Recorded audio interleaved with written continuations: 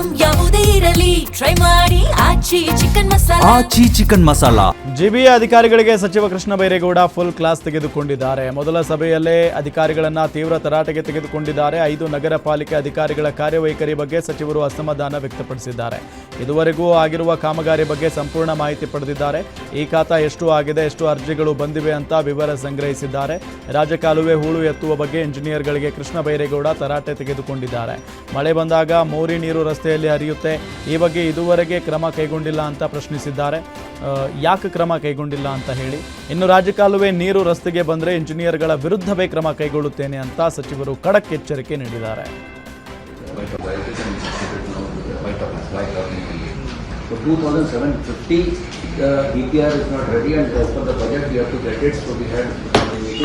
whether we are ready or not, the work is happening. I think another 10 days it should be finalized.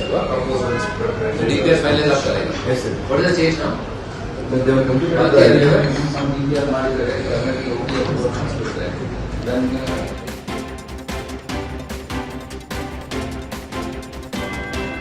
ಮೈಸೂರಿನಲ್ಲಿ ನಡೆದ pub ದುರಂತ ಪ್ರಕರಣ ಸಂಬಂಧ ಸಚಿವ doctor Yathindra Siddaramaiah ಘಟನಾ ಸ್ಥಳಕ್ಕೆ ಭೇಟಿ ನೀಡಿ ಪರಿಶೀಲನೆ ನಡೆಸಿದ್ದಾರೆ. ಮೈಸೂರಿನ ದಟ್ಟ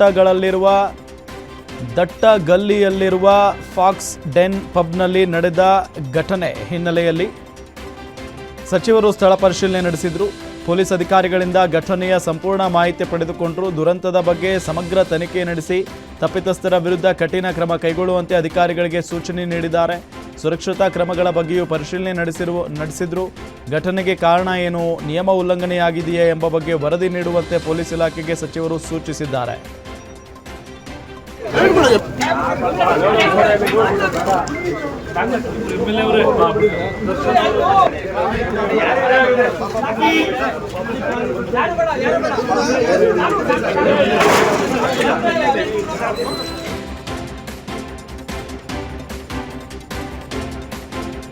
ಹೈದರಾಬಾದ್ನಲ್ಲಿ ಮಾವಿನ ಹಣ್ಣು ಸೇವಿಸಿ ಬೀದರ್ ಮೂಲದ 2 ಸಹೋದರಿಯರು ಮೃತಪಟ್ಟ ಹಿನ್ನೆಲೆಯಲ್ಲಿ ಔರಾದ್ ಶಾಸಕ ಪ್ರಭು ಚವ್ಹಾಣ್ ಮೃತರ ಕುಟುಂಬಕ್ಕೆ ಭೇಟಿ ನೀಡಿ ಸಾಂತ್ವನ ಹೇಳಿದ್ದಾರೆ. ಬೀದರ್ ಜಿಲ್ಲೆಯ ಔರಾದ್ ತಾಲೂಕಿನ ಶಂಬೆಳ್ಳಿ ಗ್ರಾಮದ ಇಂದುಮತಿ ವೈಜನಾಥ್ ಮೇತ್ರೆ ಕುಟುಂಬಕ್ಕೆ ಭೇಟಿ ನೀಡಿ ಶಾಸಕರು ಮೃತ ಕುಟುಂಬಕ್ಕೆ ಆರ್ಥಿಕ ಸಹಾಯ ಮಾಡಿದ್ದಾರೆ.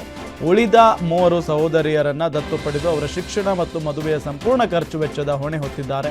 ಜೂನ್ 8ರಂದು ಮಾವಿನ ಹಣ್ಣು ಸೇವಿಸಿ ಸಂಧ್ಯಾರಾಣಿ ಮತ್ತು ಭವಾನಿ ಸಾವನ್ನಪ್ಪಿದ್ರು. ಇನ್ನೊಬ್ಬ ಸಹೋದರಿ ವಿಜಯಶ್ರೀ ಹೈದರಾಬಾದ್ನ ಖಾಸಗಿ ಆಸ್ಪತ್ರೆಯ ಐಸಿಯುನಲ್ಲಿ ಚಿಕಿತ್ಸೆ ಪಡೆದು ಈಗ ಮನೆಯಲ್ಲಿ ಚೇತರಿಸಿಕೊಳ್ತಾ ಇದ್ದಾರೆ.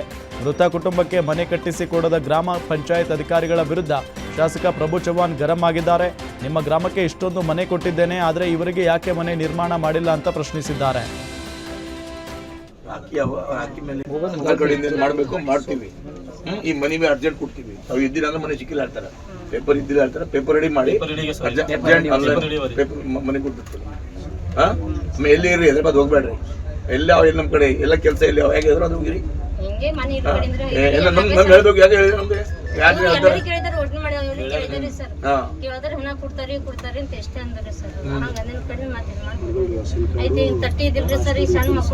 ಏನು ರೇಷನ್ ಕಾರ್ಡ್ ಇದ್ದಿಲ್ಲ ಮೊದಲು ಮಾಡ್ಬೇಕು ನಾ ತಾವು ಹೇಳ್ತಾ ಇದ್ರಿ ಊರಿಂದು ಮಾಡ್ಬೇಕನ ಎಲ್ಲ ಇಲ್ಲ ಅಂದ್ರೆ ಏನ್ ಬೇಕಂತೀರಿ ಹೆಲ್ಪ್ ಮಾಡಿದಿರಿ ಹೋಗಿ ಕರೆಕ್ಟ್ ರೇಷನ್ ಕಾರ್ಡು ಮನಿ ನಮ್ಮ ರಾಜ ಅವ್ರಿಗೆ 20 ವರ್ಷ ಅದು MLA ಆಗಿ ನಮ್ಗೆ ಗಮನ ತಂದಿಲ್ಲ ಯಾಕೆ ನಮ್ಗೆ ಗಮನ ತರಬೇಕು ನೋಡೋಣ. ನೋಡ್ರಿ ಯಾರು ತಿಳ್ಕೊಂಡ್ರೆ ಅವ್ರು ಸಿಗಲ್ಲ. ಅಕ್ಕಿ ಮೇಲೆ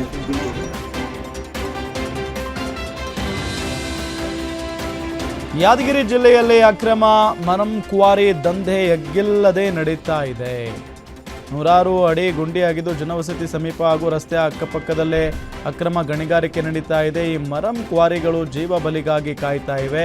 ಇತ್ತೀಚೆಗೆ ಕ್ವಾರಿಗೆ 3 ಮಹಿಳೆಯರು ಬಲಿಯಾಗಿದ್ದಾರೆ. ಈ ಸಂಬಂಧ ಜಮೀನು ಮಾಲೀಕ ಶಿವಪ್ಪ, ತಹಶೀಲ್ದಾರ್ ಮಂಗಳ, ಗಣಿ ಮತ್ತು ಭೂವಿಜ್ಞಾನ ಇಲಾಖೆ ಅಧಿಕಾರಿ, DBL ಕಂಪನಿ ಮ್ಯಾನೇಜರ್ ವಿರುದ್ಧ ಕೇಸ್ ದಾಖಲಾಗಿದೆ. ಬಸವನಗರ, ಖಾನಾಪುರ, ದೋರನಹಳ್ಳಿ ಸೇರಿ ಹಲವು ಕಡೆ ಮರಂ ಕ್ವಾರಿಗಳು ತಲೆ ಎತ್ತಿವೆ. ಚೆನ್ನೈ ಸೂರತ್ ಎಕ್ಸ್ಪ್ರೆಸ್ ರಸ್ತೆ ಕಾಮಗಾರಿಗಾಗಿ ಕೋಟ್ಯಂತರ ರೂಪಾಯಿ ಬೆಲೆ ಬಾಳುವ ಮರಂ ಅಕ್ರಮವಾಗಿ ಸಾಗಾಣಿಕೆ ಆಗ್ತಾ ಇದೆ. ದುರ್ಘಟನೆ ನಡೆದರೂ ದಂಧೆಗೆ ಕಡಿವಾಣ ಹಾಕದೆ ಜಿಲ್ಲಾಡಳಿತ ಮೌನ ವಹಿಸಿದೆ. ಅಕ್ರಮ ದಂಧೆಕೋರರ ವಿರುದ್ಧ ಕ್ರಮಕ್ಕೆ ಸ್ಥಳೀಯರು ಆಗ್ರಹಿಸಿದ್ದಾರೆ. ಜಾಗದಲ್ಲಿ ಬಟ್ಟೆ ಒಗಿಲಿಕ್ಕೆ ಹೋಗಿದ್ದಂತಹ 3 ಜನ ದುರ್ಘಟನೆಯಿಂದ ಮುಳುಗಿದ್ದಾರೆ. ಸೊಸೆರಿ ನಮ್ಮ ತಮ್ಮ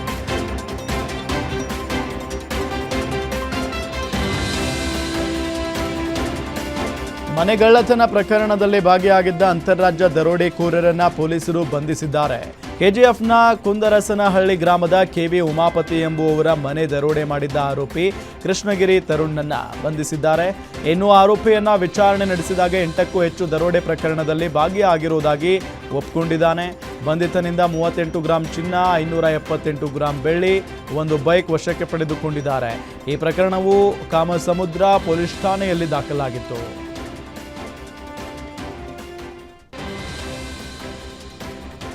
ರಾತ್ರಿ ಸುರಿದ ಮಳೆಗೆ ದಾವಣಗೆರೆ ಜಿಲ್ಲೆಯ ಜಗಳೂರು ತಾಲೂಕಿನ ಹಳ್ಳಿಯಲ್ಲಿ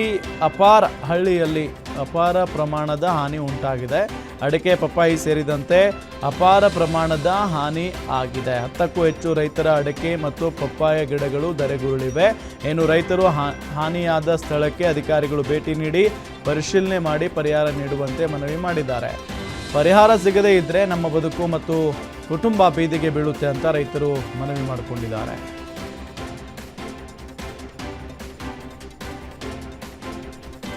ಮಂಡ್ಯ ಜಿಲ್ಲೆ ಕೆಆರ್ಪೇಟೆ ತಾಲೂಕಿನ ಮಂದಗೆರೆ ಬಳಿ ಹೇಮಾವತಿ ಅಣೆಕಟ್ಟೆ ತಡೆಗೋಡೆ ಏರಿಕೆ ಕಾಮಗಾರಿಗೆ ರೈತರಿಂದ ತೀವ್ರ ವಿರೋಧ ವ್ಯಕ್ತವಾಗಿದೆ. 25 ವರ್ಷಗಳ ಹಿಂದೆ ತಡೆಗೋಡೆ ನಿರ್ಮಾಣದ ವೇಳೆ ರೈತರಿಗೆ ಸರಿಯಾದ ಪರಿಹಾರ ನೀಡಿಲ್ಲ ಎಂಬ ಆರೋಪ ಇದೆ. ಹಳೆಯ ಪರಿಹಾರ ಕೊಡದೆ ಈಗ ಮತ್ತೆ ಕಾಮಗಾರಿ ಆರಂಭಿಸಿದ್ದಕ್ಕೆ ಸುತ್ತಮುತ್ತಲಿನ ರೈತರು ಆಕ್ರೋಶಗೊಂಡಿದ್ದಾರೆ. 2002ರಲ್ಲಿ ಭರೂಕಾ ಪವರ್ ಪ್ಲಾಂಟ್ ವಿದ್ಯುತ್ ಉತ್ಪಾದನೆಗೆ ಡ್ಯಾಂ ಎತ್ತರ ಏರಿಕೆ ಮಾಡಿದಾಗ ರೈತರ 100 ಎಕರೆ ಜಮೀನು ಮುಳುಗಡೆಯಾಗಿತ್ತು. ಇದೀಗ ಮತ್ತೆ ತಡೆಗೋಡೆ ಏರಿಕೆ ಮಾಡಿದರೆ ಇನ್ನಷ್ಟು ರೈತರ ಜಮೀನು ಮುಳುಗಡೆ ಆಗಲಿದೆ ಎಂಬ ಆತಂಕ ಇದೆ. ಮೊದಲು ಮುಳುಗಡೆಯಾದ ಹಳೆಯ ಜಮೀನಿಗೆ ಪರಿಹಾರ ನೀಡಿ ಬಳಿಕ ಕಾಮಗಾರಿ ಕೈಗೊಳ್ಳಿ ಅಂತ ರೈತರು ಒತ್ತಾಯಿಸಿದ್ದಾರೆ. ಮಂದಗೆರೆ ಸೇರಿದಂತೆ ಸುತ್ತಮುತ್ತ ಗ್ರಾಮದ ರೈತರು ಕಾಮಗಾರಿಗೆ ಅಡ್ಡಿಪಡಿಸಿ ತಡೆಗೋಡೆ ಏರಿಕೆ ಮಾಡದಂತೆ ಆಗ್ರಹಿಸಿ ಪ್ರತಿಭಟನೆ ನಡೆಸಿದ್ದಾರೆ. ಮಾಡಿರ್ತಕ್ಕಂಥದ್ದು ಅವರ ಏನೊಂದು 3 ಮೆಗಾವಾಟ್ಸ್ ಒಂದು ಪ್ರಾಜೆಕ್ಟ್ ಮಾಡಿದ್ದಾರೆ, ಅದಕ್ಕೆ ಪರಿಹಾರ ಕೊಟ್ಟಿಲ್ಲ ರೈತರಿಗೆ. ಕೆಲವೇ ಮಂದಿಗೆ ಬೆಳ್ಳೆಣಿಕೆ ಜನಕ್ಕೆ ಅದು ಅಲ್ಪ ಸ್ವಲ್ಪ ಕೊಟ್ಟಿದ್ದಾರೆ ಜಾಸ್ತಿ.